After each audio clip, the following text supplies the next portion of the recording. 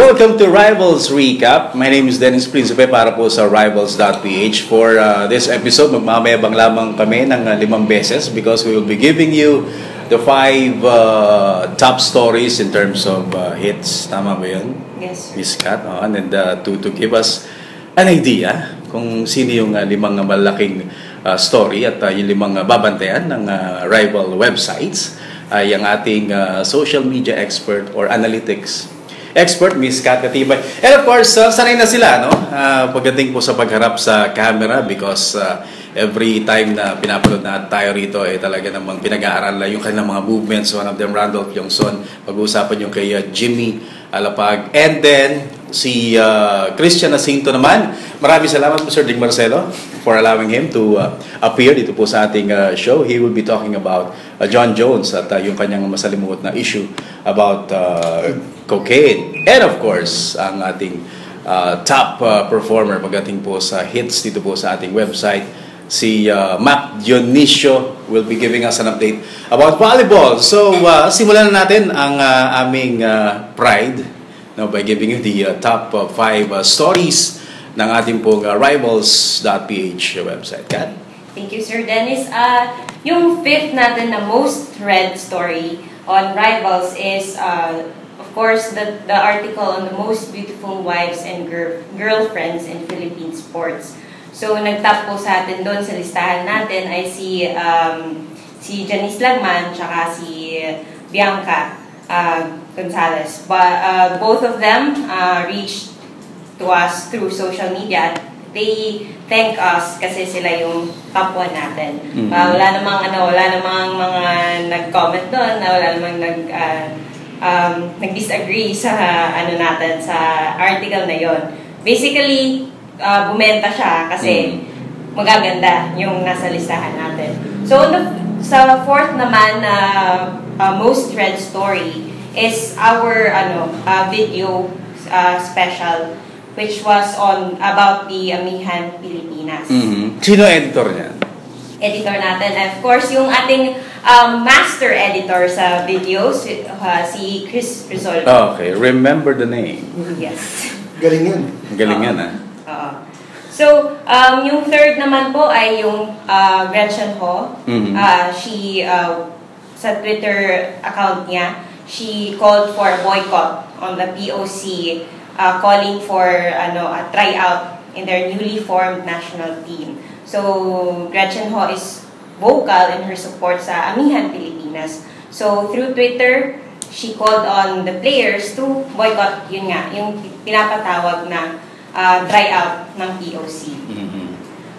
The second is, of course, kahapon na lumabas. Ngayon, second most read na siya for the week. It is the list of the best players of the UAAP Season 77 Women's Volleyball after the first round. And lastly, yung pinaka-read natin na story is, of course, naglabas tayo ng mock draft ng PBA as early as January. Maaga tayo. Inis ko pa natin sila. That was because nung yung mga rumors that Talk and Text is willing to let go of Jason Castro just to get the top 2 picks daw sa 2015 draft. So, dahil may mga news na lumabas na ganun, so tayo, Rivals, naglabas tayo ng sarili nating mock draft as early as now. Yun. At parang sanay na sanay ka sa video, Talagang relax na relax ka dyan, Kat, Kinakabahan na ako. Hindi halata. Okay, so thank you very much, Kat, and from dun sa ating top 5 stories ng ating website, at ako naman tayo sa ating ano may kiklaim natin? Hindi. Kasi bossing ko si Sir Ding Baka masilip ng gusto Christian Jacinto will be talking about yung kay John Jones and yung kanyang issue about cocaine. Christian? Well, recently after nung laban niya against Daniel Cormier, John Jones was caught in a non-competition drug testing for cocaine use. He tested positive and immediately after, nagpa-rehab na siya for, dun sa drug use niya. Well, what is questionable about it is that the UFC isn't sanctioning John Jones for it. I don't know why. I don't know kung ano iniisip nila Dana White and ng Fertitta brothers for not sanctioning him. May mga incidents before na fighters, they get caught usually using weed, may substance ng THC, and they get suspended for it. Matt Riddle even got axed for it, and John Jones he's getting off the leash.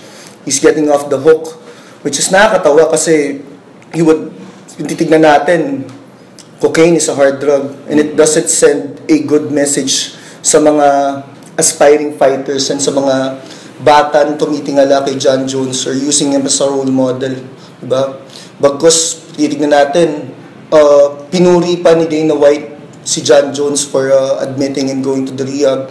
So yun yung medyo questionable doon. I mean, we all do make mistakes. I don't think we should judge John Jones doon sa ginawa niya. Pero at the end of the day, people should be held accountable for the things that they will be doing. Mm-hmm. They should be held accountable for their mishaps.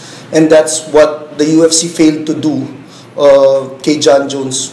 To think that he's right now the number 1 pound for pound fighter in the planet. Siguro pwede na natin siya tawaging number 1 gram for gram fighter in the planet too.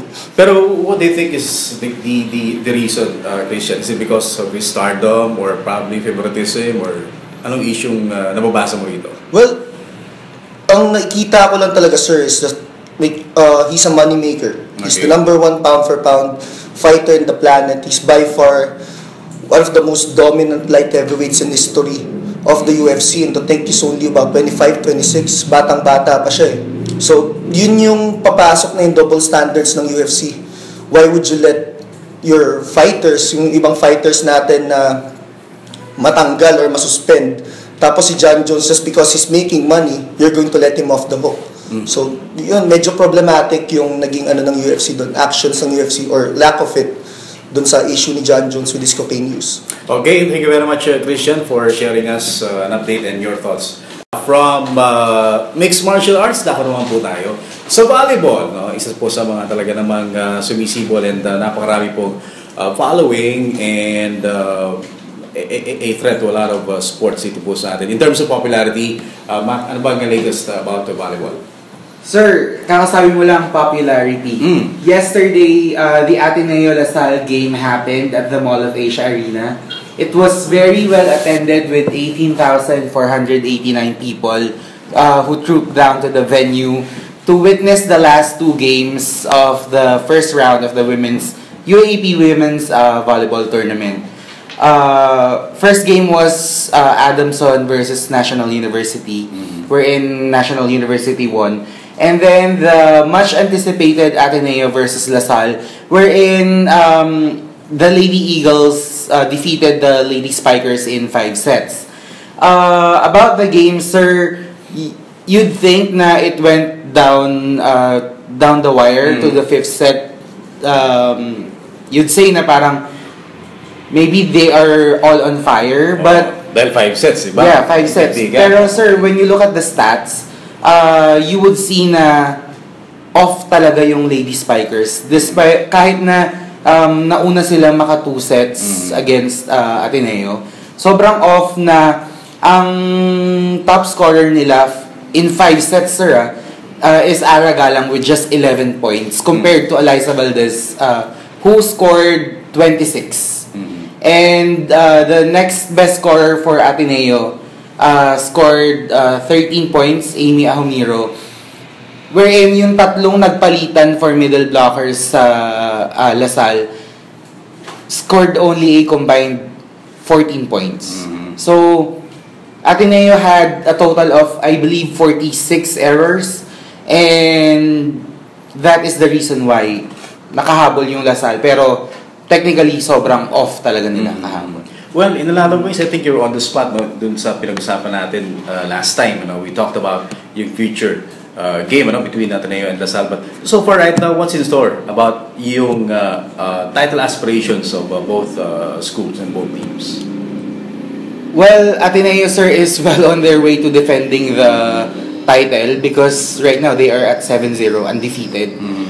Pero you can't really say na they have it in the bag because everyone is catching up. UP is surprisingly at number 4 while NU under a new coach, Roger Gorayev, is now at number 3, surprisingly, after starting with a 2-3 record. They are now with 4-3. So, and LaSalle, we all know LaSalle is capable of pulling the rug from any other team in the league. So, it will be a very exciting second round for the UAAP. And probably intriguing, second round for UAAP volleyball. Thank you very much, Mac. And Randolph, about the PBA, medyo parang hindi ba parang napaaga or medyo biglaan yung kanyang yung timing, I think, is something na parang issue about the retirement of Jimmy Lapag. A lot of people are still saying na kaya pa rin niya, or probably he should have waited for the end of the season to formally announce yung kanyang retirement. Pero ano bang story behind yung pagre-retire ni Jimmy Lapag? Ayun nga, sir.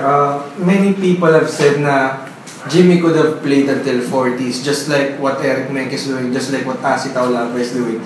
But we have to consider na the PBA, sobrang daming guards dyan. And I think Jimmy knows na he has to pass on the torch to his fellow players. Na, like sa Tokentex ngayon, he has Kevin Alas and maybe Matt Garuelas-Rosser na yung dalawang rookies na yun, investment na siya for the future ng Tokentex. It's the same move that Jimmy did dun sa Gilas na sinabi niya na dapat nung World Cup, yun yung last niya. But of course, injuries to Jason Castro forced him to return to Gilas sa Asian Games. But I think it's a good move then for Jimmy. Kasi it allows Jimmy to stay in the basketball community with him being appointed as the new team manager of Tokentex and also serving as an assistant coach for Tab Baldwin sa Gilas, Pilipinas. So, knowing the basketball IQ that Jimmy has, na one of the most excellent basketball players we had in a long time, it primes him for future use na pwede siyang mag-coach sa either the MVP teams or hopefully, malay natin, sa Gilas Pilipinas in the future, sir. And how true is the rumor na parang ginugroom din siya as a potential coach ng San Beda? He went to the practice of San Beda. Jimmy said na Coach Jamaic just asked him to visit if he wanted to, and obviously Basar Amel posted it. One of the budding young players dito sa collegiate level posted na and called him Coach Jimmy. Wala pang katotohanan if Jimmy will join the coaching staff of San Beda soon, but Jimmy said that he's just focusing on the initial jobs that were given to him, which is yung team manager of Tokentex and assistant coach for Tab Baldwin sa Gilas. Okay, maraming salamat Randolph dyan sa iyong update about Jimmy Lapag. Now, from our panel discussion, dako naman po tayo sa ating opinion segment via Cause and Effect with our good friend Francis Ochoa of the Philippine Daily Inquirer. One of the questions that I get often asked is Calvin Abueva hero or heel? That should be an easy question to answer if you're an Alaska fan or if you're from the other side of the fence. Of course, for Alaska, Calvin Abueva is the best thing that happened since the 1996 Grand Slam. If you're from the other side, Calvin Abueva is also the worst thing that happened since the 1996 Grand Slam. So, we have to ask ourselves from a point of view of a basketball fan, is he good or bad for basketball? Look at it this way. The guy plays with a lot of passion and he may have a lot of antics on the court and he may rub certain people the wrong way, but you cannot question his heart when it comes to the game. Also, what he provides is really an entertaining form of basketball. He dives for loose balls, he goes up against bigger players, he grabs those rebounds, and he defends. So if you ask yourself, what does the PBA represent? Sports and entertainment, which is exactly what Calvin Abueva is providing. Don't look at the numbers. He's been giving Alaska a big boost outside of statistics. So, is Calvin Abueva good or bad for basketball? It may be different takes for different fans, but as far as we are concerned, he's providing us what the PBA actually needs. He might even be the second coming of someone like Robert Jaworski. So, we'll just wait for history to judge what Calvin Abueva means to the league. For Cause and Effect, this has been Francis Ochoa for Rivals.ph. Thank you and see you again next week. And so goes another edition of Rivals Recap. Maraming salamat sa mga nakasama po natin dito sa ating discussion.